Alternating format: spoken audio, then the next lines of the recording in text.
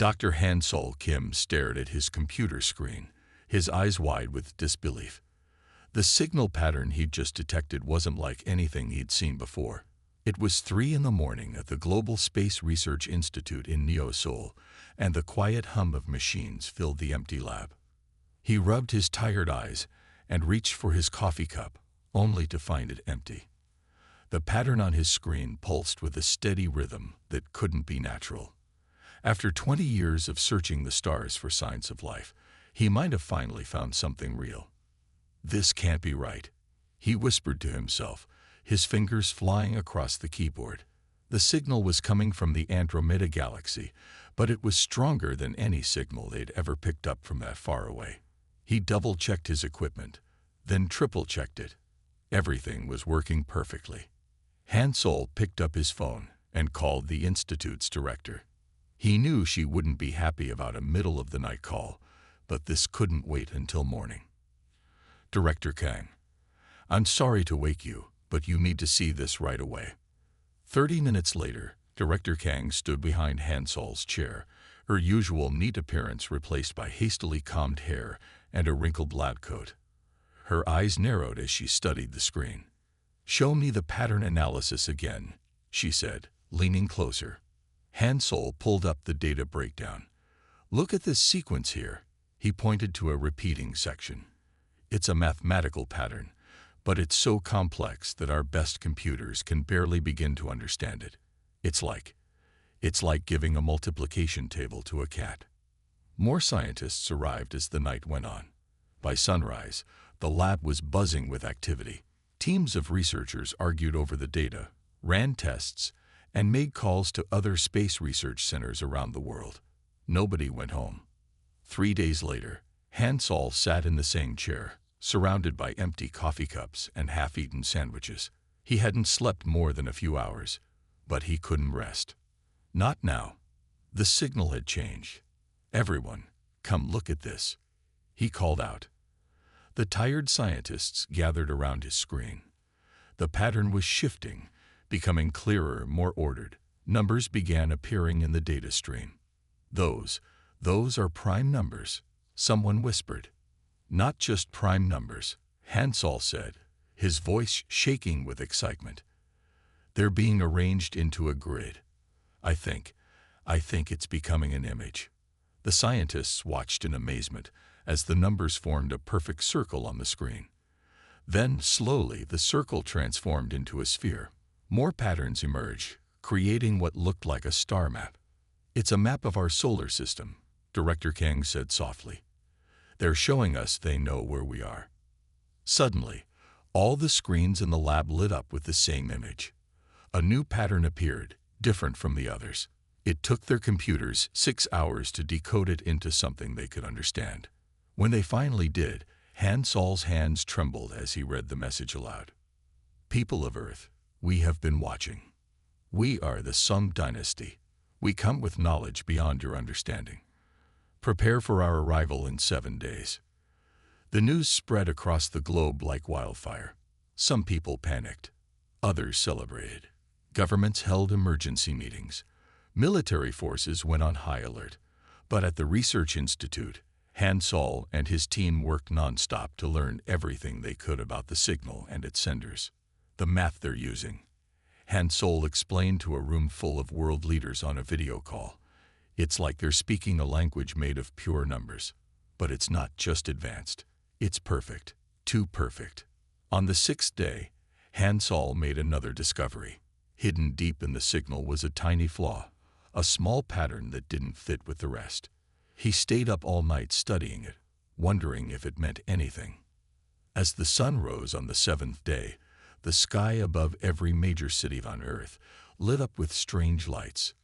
Massive ships appeared, each one perfectly spherical and gleaming like polished silver. They made no sound as they hung in the air, defying gravity. The largest ship positioned itself above Neo-Seoul. As Hansol watched from the Institute's roof, a beam of light shot down from the ship, forming a perfect circle on the ground. A figure stepped out of the light. Tall, humanoid, but clearly not human. The alien raised its hand in greeting and spoke in perfect English. I am Du-1 of the Sung dynasty. We have come to test humanity's worth. Han Sol looked down at his notes about the flaw in the signal, then back at the alien.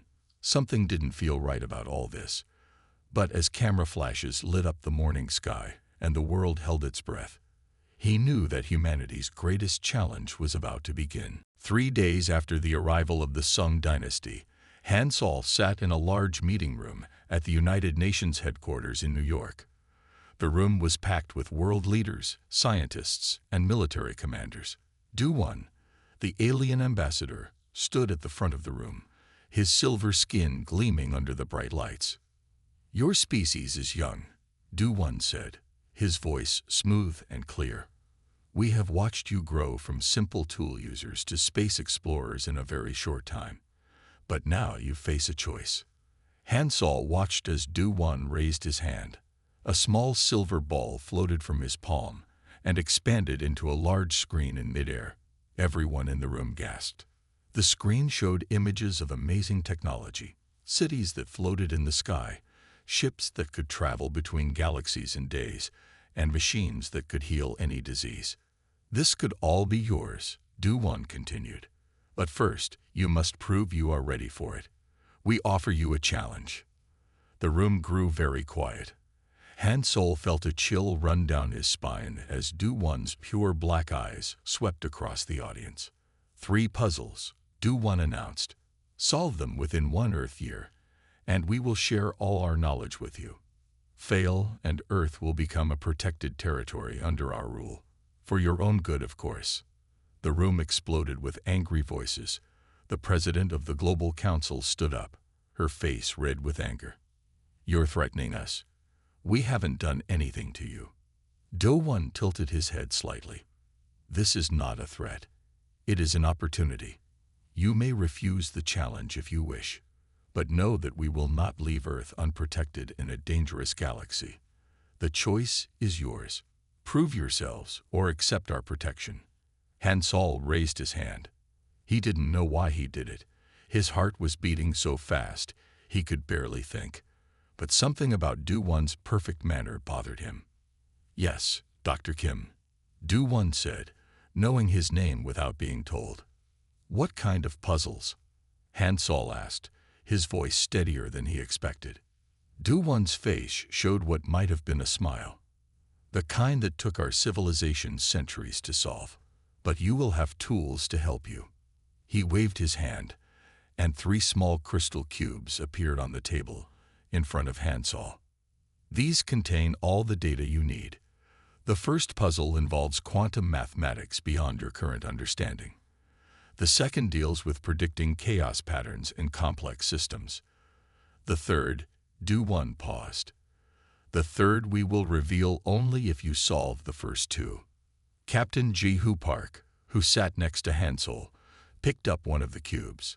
As head of the military science division, he had seen many strange things, but his eyes widened as the cube glowed at his touch. These cubes, Ji-Hoo said, they respond to human contact. They respond to intelligence, Du-1 corrected. They will help you understand concepts your minds are not yet ready to grasp naturally. Think of them as training wheels for your species. Director Kang stood up from her seat across the table. And if we accept this challenge, what are the rules? You may use any resources your planet has. You may work together or separately. You may even ask us questions, though we will not give you answers directly. Du-1's black eyes seemed to sparkle. The only limit is time. 1 Earth year from today. The room fell silent again as everyone considered what this meant. 1 year to solve puzzles that took an advanced civilization centuries. It seemed impossible. But Han Sol was still thinking about that tiny flaw he had found in the alien's first signal. He looked at Ji-Hoo, who was still studying the cube in his hands. Something passed between them. A shared understanding that there might be more to this challenge than the aliens were telling them. We accept, Han Sol said loudly, surprising himself and everyone else in the room. Du-1 turned his full attention to Han Sol. For a moment, The scientist thought he saw something like satisfaction in the alien's expression. "Very well," Du One said. "You have 1 year. We will watch with great interest to see how humanity approaches these challenges. Remember, the future of your species depends on your success." As the room erupted in discussion, Hansol picked up one of the crystal cubes. It felt warm in his hand, and patterns of light swirled inside it like tiny stars. He looked at Jihu again, who nodded slightly. They would need a team. Not just the smartest humans on Earth, but people who could think differently. Because Hansol had a feeling that these puzzles weren't just tests of intelligence. They were tests of something uniquely human, something the Song dynasty might not understand at all. Hansol stared at the crystal cube floating above his desk. It had been 3 weeks since the challenge began, and he felt no closer to understanding the first puzzle. The cube projected streams of quantum data into the air, forming patterns that seemed to change every time he looked at them. "You're thinking too hard," Jihu said from his corner of the lab. The military captain had refused to leave Hansol's side since the challenge began. He sat with his feet up on a desk, tossing a regular rubber ball against the wall and catching it. Hansol rubbed his tired eyes. "This encryption is beyond anything we've ever seen. Their computers solved it in 500 years. We have less than a year. Then we're not supposed to solve it like they did." Jihu caught his ball and sat up straight. "Think about it. Why give us a puzzle that's impossible to solve in the time given?" Before Hansol could answer, the lab door opened. A young woman walked in, carrying a tablet and wearing a bright yellow sweater that stood out against the lab's white walls. "Dr. Kim." "Captain Park." "I'm Dr. Soo-Min Lee," she said, bowing slightly. "The Global Council sent me to help with the quantum encryption."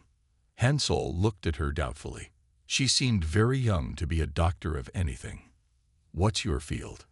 "Artificial intelligence," Soo-Min replied, walking over to look at the floating data. "But more importantly, I think I know why you're stuck." Jihu stopped bouncing his ball. "We're listening." Soo-Min pointed at the changing patterns. "You're trying to decode this like it's a normal encryption. But look, it's not just changing randomly. It's reacting to us, to our brainwaves." Hansol jumped up from his chair. "What? That's impossible." "Is it?" Soo-Min smiled. "We're dealing with technology that's 10,000 years ahead of ours. They can travel between galaxies. Why couldn't they make a puzzle that connects to our minds?" Jihu walked over to the cube, studying it with new interest. "So the patterns change based on how we think about them." "Exactly." Soo-Min pulled up some data on her tablet. "I've been monitoring the cube's energy patterns. They shift every time someone new looks at them. It's like the puzzle is trying to understand us while we try to understand it." Hansol felt a spark of excitement for the first time in weeks. But why would they make a puzzle like that? If they wanted to test our intelligence, why not just give us a standard encryption? "Because they're not testing our intelligence," Jihu said quietly. "They're testing something else." The three of them stood in silence, watching the dancing patterns. Hansol noticed something he hadn't seen before. The changes weren't completely random. They seemed to follow the rhythm of his thoughts. "We need to try something different," he said. "Instead of using our quantum computers to crack the code, what if we let the code crack itself?" Soo-Min finished his sentence. "By thinking about it the right way." Jihu grinned. "Now that sounds more like a human solution." They worked through the night, trying different approaches. Soo-Min wrote programs that mapped their brainwave patterns as they studied the cube. Jihu suggested they try thinking about the puzzle in simple terms, like teaching math to a child. Hansol noticed that when they worked together, the patterns became clearer. At dawn, something changed. The floating data suddenly shifted into a new pattern, one that stayed stable. "Look," Soo-Min pointed excitedly. "It's forming a shape." The quantum data had arranged itself into what looked like a double helix, but with impossible twists that seemed to bend into other dimensions. "It's DNA," Hansol whispered. But not like any DNA we've ever seen. It's both DNA and quantum data, Sumin said, her fingers flying over her tablet. The Sum dynasty found a way to store quantum information in biological patterns. That's why it took them 500 years. They were trying to solve it with pure mathematics. Jaihu laughed. But we just had to look at it the right way, like seeing shapes in clouds. Hansol felt a chill run down his spine. They're not testing our ability to solve the puzzle. They're testing how we approach it. At that moment, Du-1 appeared in the doorway of the lab. None of them had heard him enter. Congratulations, the alien said. You are the first species to solve this puzzle by seeing its true nature rather than forcing a solution. He paused. The second puzzle awaits. But I warn you, it will require even more of your unique perspective. As Du-1 left, the three humans looked at each other. They had solved the first puzzle, but Hansol couldn't shake the feeling that they were part of a much bigger test, one that even the Sum dynasty might not fully understand. 2 days after solving the first puzzle, Hansol's team gathered in a larger lab that the Global Council had given them. The room was filled with computers, screens, and research equipment. Sumin had covered one wall with displays showing different AI models she was developing. The second puzzle is going to be harder, Hansol said, looking at the new crystal cube on the table. This one glowed with a soft green light instead of blue. We need more help. I think I found someone, Jaihu said. He pulled up an image on the main screen. It showed an older woman giving a lecture. This is Professor Yunhe Cho. She's the best chaos theory expert in the world. Sumin looked up from her computer. I've read her papers. She has some strange ideas about how chaos patterns work. Most people think she's a bit different. Different is exactly what we need. Hansol smiled. Can you get her here? Jaihu checked his phone. She's already on her way. Should be here in about. The lab door burst open. A woman in her 60s walked in, wearing a bright red coat and carrying a bag full of old books. Her gray hair was tied up in a messy bun, and she wore thick glasses. I heard you have an alien puzzle about chaos theory, she said, dropping her books on the table. Show me. Hansol quickly introduced everyone. Professor Cho barely nodded at them before walking straight at the crystal cube. She adjusted her glasses and leaned in close to it. Fascinating, she muttered. It's showing us a pattern that doesn't exist yet. What do you mean? Sumin asked, coming over to look. Professor Cho pointed at the swirling green patterns. This isn't just chaos theory. It's trying to predict patterns that will form in the future. The Sum dynasty must have found a way to see how chaos systems will develop. Is that even possible? Jaihu asked. With enough computing power, yes. Professor Cho pulled out an old notebook. But there's something odd about how they're doing it. Their method is too perfect. Hansol remembered what they had learned from the first puzzle. Maybe that's the key. They're trying too hard to control chaos instead of understanding it. At that moment, Du-1 appeared in the room. Everyone jumped. They still weren't used to how the alien could show up without warning.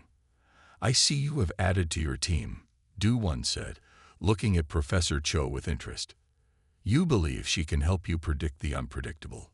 Professor Cho stared right back at the alien. Young man, she said, making Sumin hide a smile. Chaos isn't unpredictable. It just follows rules we don't understand yet. Du-1 tilted his head. Our civilization spent 2,000 years creating a system to predict chaos patterns. You believe you can do better? No, Professor Cho said, surprising everyone. We won't do better. We'll do it differently. After Du-1 left, the team gathered around the cube again. Sumin connected it to her AI systems, while Professor Cho covered another wall with complex drawings and notes. Look at this, Sumin said after a few hours. When my AI tries to predict the patterns exactly like the Sung dynasty does, it fails. But when I let it make mistakes and learn from them, it gets closer to the answer, Hansol finished, just like how humans learn. Jehu picked up his rubber ball again, thinking. The Sum dynasty tries to be perfect all the time. But maybe being perfect isn't always the best way. Professor Cho nodded excitedly. Chaos theory teaches us that small imperfections can lead to amazing new patterns. The aliens are so focused on controlling chaos that they miss its beauty. They worked through the night, combining Sumin's AI with Professor Cho's theories. Instead of trying to predict exactly what would happen, they taught the AI to understand the general flow of chaos patterns, like a surfer riding a wave. As the sun rose, Han Sol noticed something strange about Do-Won's behavior during his visit. The alien had seemed almost worried when Professor Cho talked about doing things differently. I think we're starting to understand what these tests are really about, Han Sol said quietly. Su-min looked up from her computer. What do you mean? The Sum dynasty isn't just testing our intelligence, Han Sol explained. They're testing our humanity. And I'm starting to think they need it just as much as we need their technology. A week had passed since Professor Cho joined the team. The lab walls were now covered with her drawings, Su-min's AI diagrams, and hundreds of sticky notes with ideas. Empty coffee cups and takeout boxes showed how hard they had been working. Han Sol watched as the green crystal cube displayed another failed attempt to predict chaos patterns. This was their 57th try. I don't understand, Su-min said, rubbing her eyes. The AI is learning, but it's still not good enough. We're missing something. Professor Cho sat in her favorite corner, surrounded by old books. She hadn't spoken for hours, just watching the patterns with narrow eyes. Suddenly, she stood up. We're being stupid, she announced. Ji-hoo, who had been napping on the lab couch, opened one eye. Speak for yourself. No, really, Professor Cho walked to the cube, waving her hands excitedly. We're still trying to think like them. Like the aliens, we need to think smaller. Han Sol frowned. Smaller? The Sum dynasty uses massive quantum computers to solve these patterns. Exactly. Professor Cho grabbed a marker and started drawing on a clear space on the wall. They use big computers because they can't see small patterns anymore. They'd forgotten how to look at simple things. Su-min sat up straighter. Like how they couldn't understand why we solved the first puzzle differently. Yes, Professor Cho drew a simple spiral. Look at this. What do you see? A spiral, Ji-hoo said, sitting up on the couch. No, Professor Cho drew more spirals. Look closer. Nature uses this pattern everywhere. In shells, in storms, in galaxies. Simple patterns repeat at all levels. Han Sol felt his heart beat faster. Are you saying we don't need complex computers to predict chaos? We need them, Su-min said, catching on to the idea. But not to do all the work. What if we use them to find the simple patterns first? Ji-hoo walked over to look at Professor Cho's drawings, like looking at the trees instead of trying to understand the whole forest at once. Trees, Professor Cho pointed at him excitedly. Perfect example. The Sum dynasty tries to predict how a whole forest will grow over 1,000 years. But we can learn more by understanding how one tree grows first. They spent the next day reprogramming Su-min's eye. Instead of trying to predict entire chaos systems, they taught it to look for nature's simple patterns. Han Sol noticed that the green crystal cube seemed to glow brighter as they worked. Look at this, Su-min called out that evening. On her screen, the AI was drawing patterns that matched perfectly with the cube's projections, but it was doing it in a completely different way than the aliens' method. We're not predicting chaos, Han Sol said slowly. We're understanding it, following its rules instead of trying to control it. The crystal cube suddenly floated off the table. Its green light filled the room as it projected a massive pattern in the air. They saw storms forming and dying, planets moving, stars being born and exploding. But now they could see the simple patterns hiding inside all of it. Do-won appeared in the room. This time, no one was surprised. Impossible, the alien said, but his voice didn't sound certain anymore. You cannot have solved it this way. Our greatest minds spent millennia developing the only way to predict chaos patterns. That's your problem, Professor Cho said, not looking away from the beautiful display above them. You think there's only one way to solve things. Nature doesn't work like that. Your method is primitive, Du One said. Simple. It cannot be as accurate as ours. No, Han Sol agreed. It's not as accurate. But it's more useful because we can understand it. Sometimes being perfect isn't as important as being right. Do One was quiet for a long time, watching the patterns swirl above them. 2 puzzles solved, he said finally. But the third will show you the limits of your simple methods. After the alien left, the team looked at each other. They were tired but happy. They had solved another puzzle. But more importantly, they had proven again that humanity's way of thinking had value. The third puzzle will be the hardest, Han Sol said. But I think I'm starting to understand why they chose us for these tests. Why? Su Min asked. Because they've forgotten how to think simply, Jihu answered. And they need someone to remind them. Han Sol couldn't sleep. It was midnight, but he sat alone in the lab, watching recordings of Du One's visits.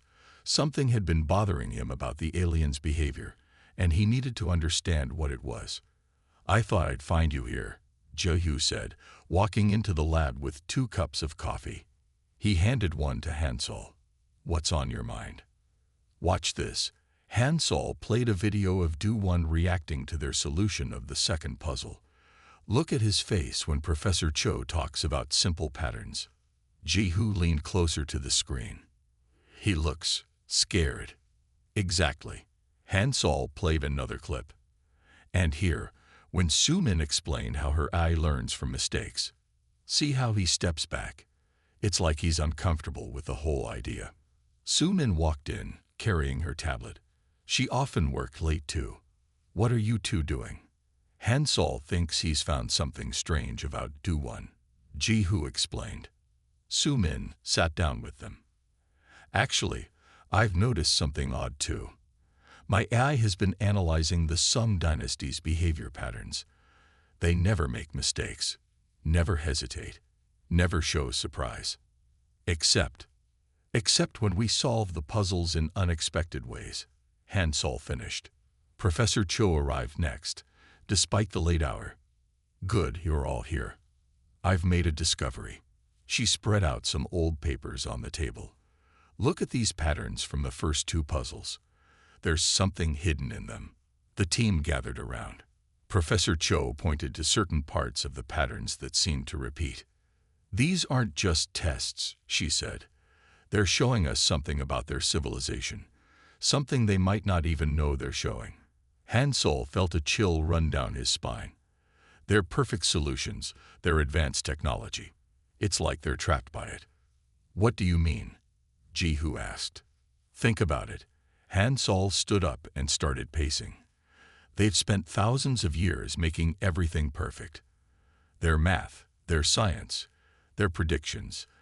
Everything has to be exactly right. But what have they lost in the process? Creativity, Su Min said quietly. The ability to make mistakes and learn from them. The joy of discovery, Professor Cho added. The excitement of finding new ways to solve problems.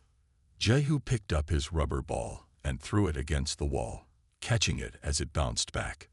They're like a computer that can only follow its programming. They can't think outside their perfect little box anymore. Suddenly, all the screens in the lab turned on by themselves. Du One's face appeared on each one.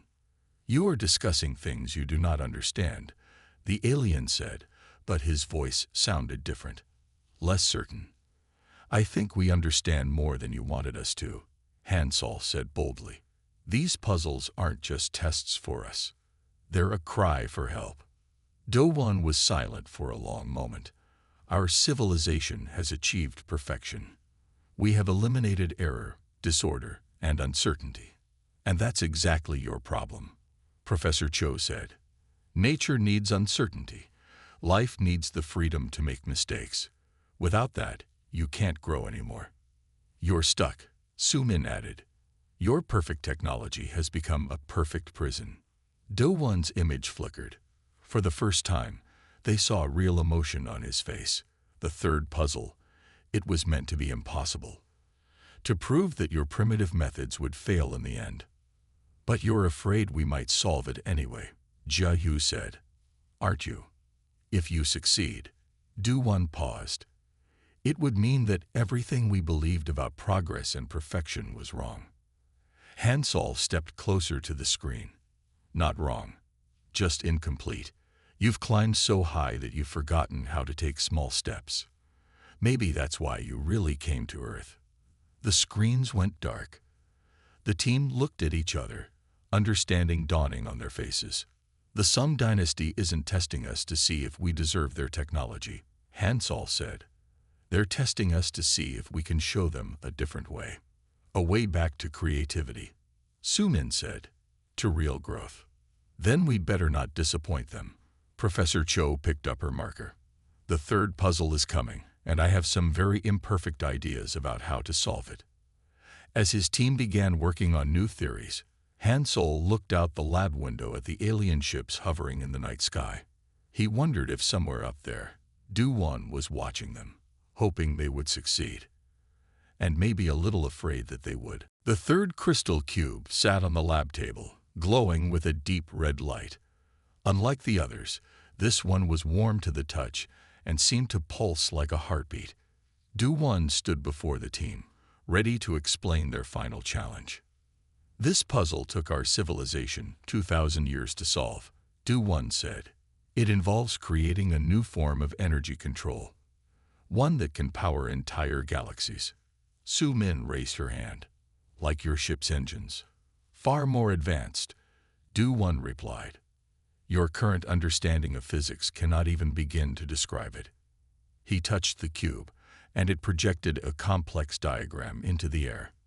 Hansol's eyes widened. The projection showed energy flowing in impossible ways, bending the rules of physics as humans understood them. You have 1 month left, Do-Won reminded them. This puzzle has never been solved by any civilization except ours.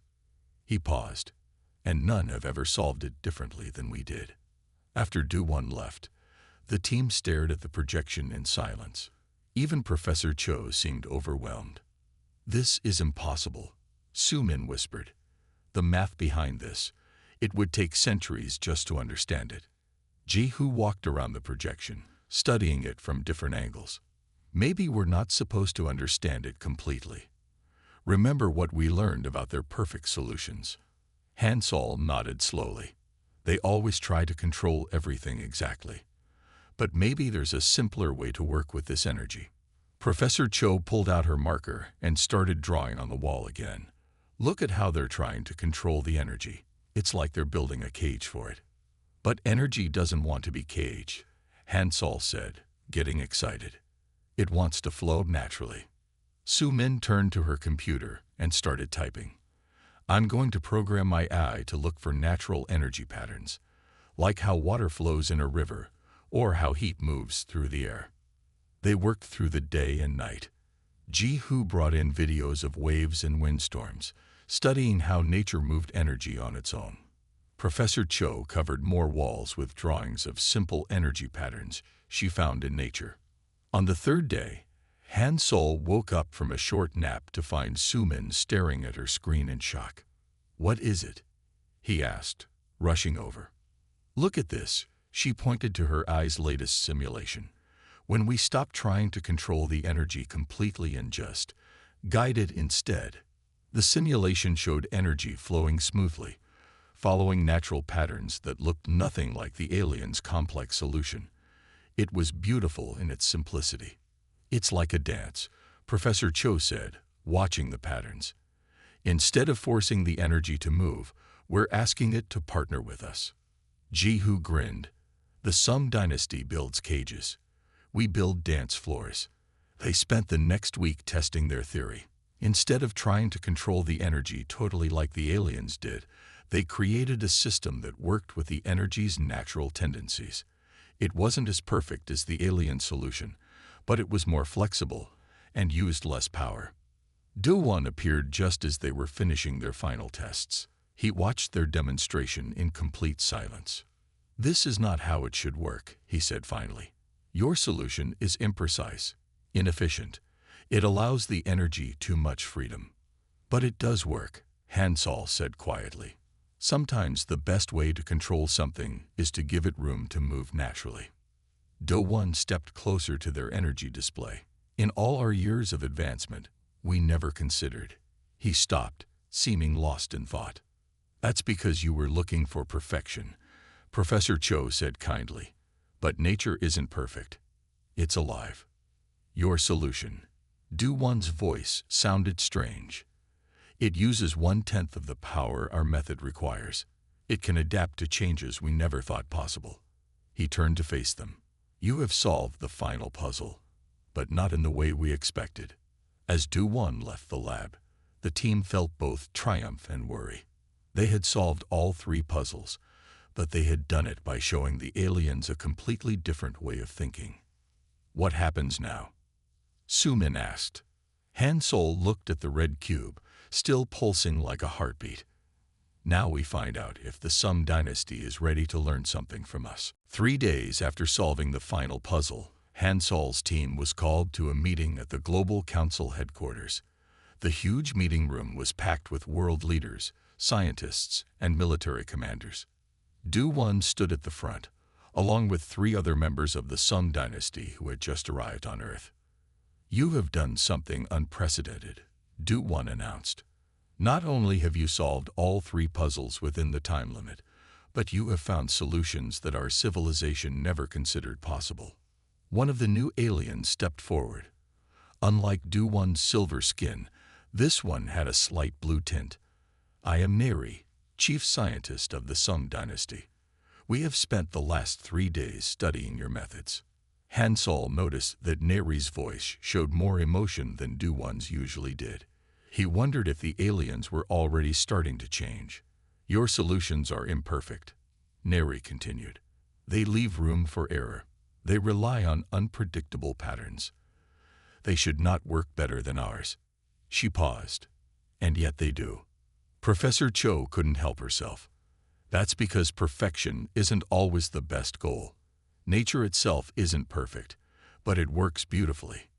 "Yes," said another alien, stepping forward. This one had a green tint to their skin. "That is what we have forgotten. In our quest for perfect advancement, we lost something essential." Jehu squeezed his rubber ball. "The ability to think simply." "The ability to think at all," the green-tinted alien said. "We became so dependent on our advanced technology that we stopped looking for new ways to solve problems. We only followed the paths we already knew." Su-Min spoke up from her seat. "That's why you created these tests. You needed to find a species that still knew how to think creatively." Do-One nodded. "Our civilization has reached a dead end. We have not made any truly new discoveries in over 1,000 years. We only refine what we already know." Hansol stood up. "But why Earth? Why humans?" The 4th alien, who had remained quiet until now, moved forward. Their skin had a golden tint that seemed to shimmer. "Because you are young enough to still see wonder in the universe. You have not yet lost your ability to dream, to imagine, to see patterns in chaos." "Your quantum mathematics is primitive," Neri said, "but you solved our encryption by understanding its purpose rather than its code. Your chaos theory is basic, but you found patterns we have forgotten to see. Your energy science is just beginning, but you found a way to work with nature instead of trying to control it completely." The room was silent as everyone took in what this meant. The Sung dynasty, with all their advanced technology, had become trapped by their own perfection. "So what happens now?" Hansol asked. "Will you share your technology with us as promised?" Do-One looked at his fellow aliens, then back at the humans. "Yes, but not in the way we originally planned. We do not wish to simply give you our technology. That would put you on the same path that led us to our current state. Instead, the golden-skinned alien said, we propose a true partnership. We will share our knowledge gradually, while you share with us your way of thinking. Together, we might find a better path forward than either of our civilizations could find alone." Professor Cho smiled. "You want us to teach you how to be imperfect again. We want you to teach us how to see the universe through new eyes," Neri said. "How to find simple solutions to complex problems. How to work with nature instead of trying to control it completely." Jehu threw his ball one more time and caught it. "And maybe we can help you remember how to play a little." For the first time, Do-Won's face showed what looked like a real smile. "Yes, we have forgotten that too." Hansol looked at his team, the young AI expert who taught machines to learn from mistakes, the military captain who saw patterns in simple things, the professor who understood the beauty of chaos. They had solved the aliens' puzzles not by being more advanced, but by being more human. "We accept," Hansol said, "but I have one condition." "Name it," Do-Won replied. "The next time you make a puzzle, try making it a little less perfect. Sometimes the best solutions come from the messiest problems." 1 month after the partnership began, Hansol stood in his lab watching a remarkable sight. Do-Won and Professor Cho were sitting on the floor, surrounded by children's building blocks. The alien was learning to build towers that weren't perfect, but were more interesting because of it. "No, no," Professor Cho said, knocking down Do-Won's carefully aligned blocks. "Don't try to make it symmetric. Just build what feels right." In another corner, Sumin was teaching Neri how to program AI that could learn from mistakes. The alien scientist had been shocked at first by the idea of intentionally letting computers make errors, but now she was fascinated by how much faster they learned this way. "See," Sumin pointed at her screen. "When we let the AI try wild ideas, it sometimes finds solutions we never thought of." Jehu had taken the green-tinted alien, who they now called Forest, to a local playground. He was teaching them about the joy of simple physics by pushing children on swings and explaining why it was fun to go high in the air.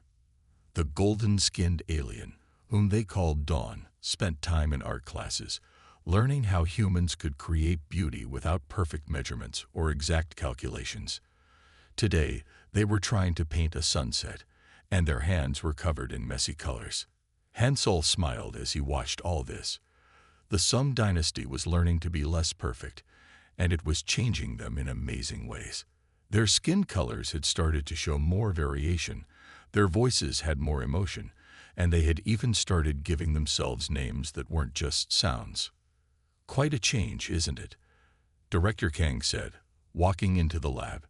She had come to see how the partnership was progressing. "It's like watching a flower bloom," Hansol replied. "They're remembering how to grow again." On the other side of the lab, the 3 crystal cubes sat in a special display case, but they weren't glowing with perfect blue, green, and red lights anymore.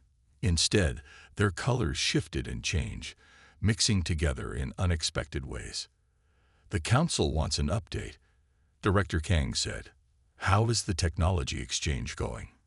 Hansol led her to a table covered with papers and small devices. "We're taking it slow, just like we agreed. The aliens are teaching us about advanced science, but only after we understand the simple principles behind it. And they're learning from us too." He picked up a small metal ball that glowed softly. "This is their quantum energy technology, but rebuilt using our simpler approach. It's not as powerful as their original version, but it's more flexible and easier to control. And more importantly," Do-Won said, joining them and leaving his blocks behind, "it can adapt and grow, like your human children do."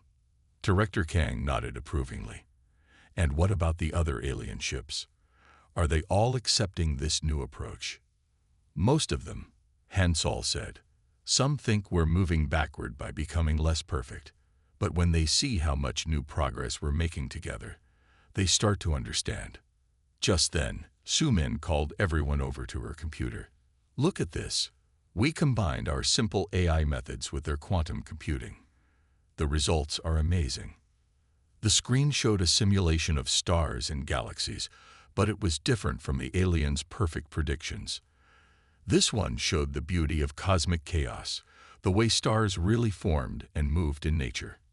"It's beautiful," Dawn said, their golden skin glowing with excitement.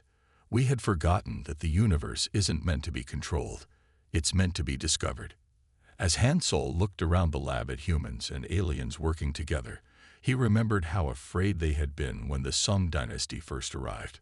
Who could have guessed that humanity's greatest gift to these advanced beings would be teaching them how to be less perfect? "What do you think the future holds for our two species?" Director Kang asked.